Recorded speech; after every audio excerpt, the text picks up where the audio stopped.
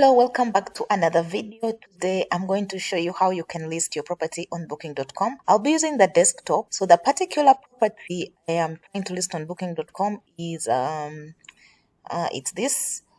It's already listed on Airbnb, so I'm just going to give you a preview of the property. It's on Airbnb, and this is the property. It's 1 bedroom, 1 bath. What I'm going to do, I'm just going to click share, and then I'll just copy the link to the property. So now I'll open a new tab. I'll go to admin.booking.com. This is booking.com for partners. So you will log in to your account, and then you'll be able to see. Make sure that you're at the primary account because you have to list it on the primary account. If you don't have a primary account, say you're listing your very first property, you have to create first. Right. Once you're here, you'll have a list of other properties right here. So what you'll do, you'll see right here on the right hand side, there is add new property. So what I'm going to do, I'm going to click on new property. Then booking.com is going to ask me, is it an apartment, is it a home, is it hotel, B&B, whatever it is, you just click. So for this scenario, it's an apartment. I'm just going to click on here. Now from here, it's going to ask, is it one apartment or multiple in the same location? If it is just one apartment in the same location, you choose one apartment, then you click continue.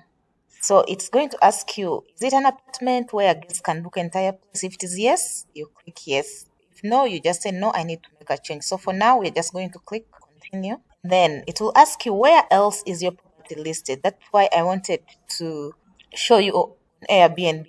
So mine is already listed on Airbnb, so I'll check Airbnb. The purpose for this is to just make your listing process very easy. If not, you just click on my property isn't listed any other website. So there you have to manually add your photos and then description. However, mine is listed on Airbnb, so I'll just check Airbnb. Then you remember the link I copied, I'll just paste it here. Then I'll click apply.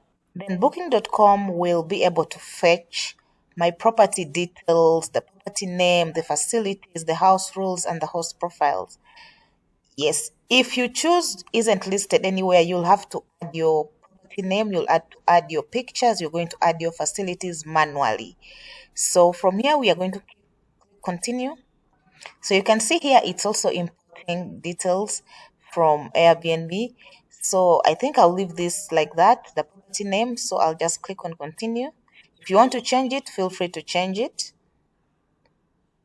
And then this is the address. So from here, you have to add the address. Make sure that you have the Google Maps of your place on. So I'll put the address over here.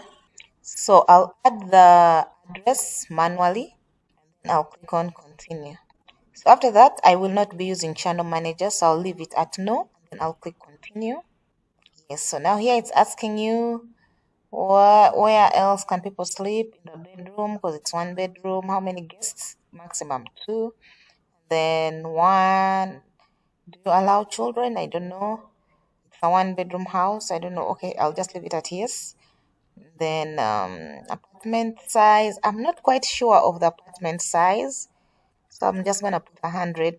But if I find out, you can come back and always change this. So I'll click on continue. So now here there are some facilities. Some of these are already imported from Airbnb. So yes, you can see. You can check what wasn't checked. And then click continue. Do you serve breakfast? No. Parking? Yes. Free. No reservation needed. On-site, private. And then I'll click continue. So what language do you speak? I'm going to put English and then I'll click continue. If you speak any other language, feel free to check and then add more. Smoking, I'm going to say smoking is not allowed. However, guests can smoke outside the apartment. So no, it's not allowed. And then here you'll put your check-in. And then until check-in starts from 3 p.m. Check-out starts from any time between 7 in the morning until 11 a.m. So I'll click continue. So now the photos have also been imported as well, as you can see. So these are all the photos. So remember, if you didn't import from Airbnb, you will have to like upload your photos manually here. So for now, all our photos are imported. So I'll just certify that I took these photos and have permission to use it. And then I'll continue. And how do you want to receive bookings? All guests can book instantly. That is if the space is available. I'll click continue. And then how much do guests pay per night? I'm gonna put $70. I'm putting $70 because there is a 20% discount that booking.com puts if it's a new property. So in that case, if the price is $50 a night, you're able at least to find something like that. And also remember, when you're pricing, remember booking.com has a commission which is 15% of the price. So you need to really be smart here while you're setting your pricing. So the reason the apartment itself, it's actually $60. So, but now because of the commission, the discount, I have to put it at 70 so that this is how much I'll receive anyways. So it's still discounted.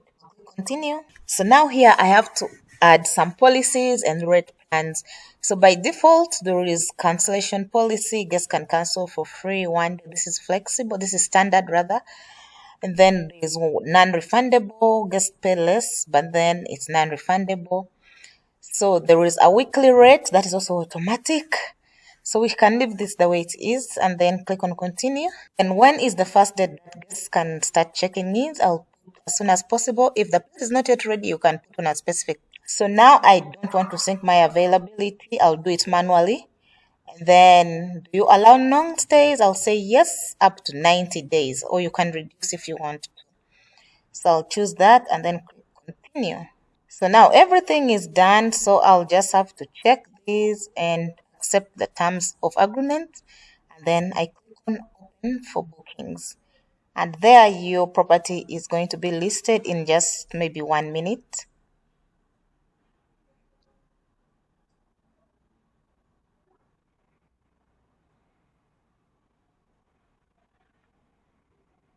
You can see here it shows closed, not bookable.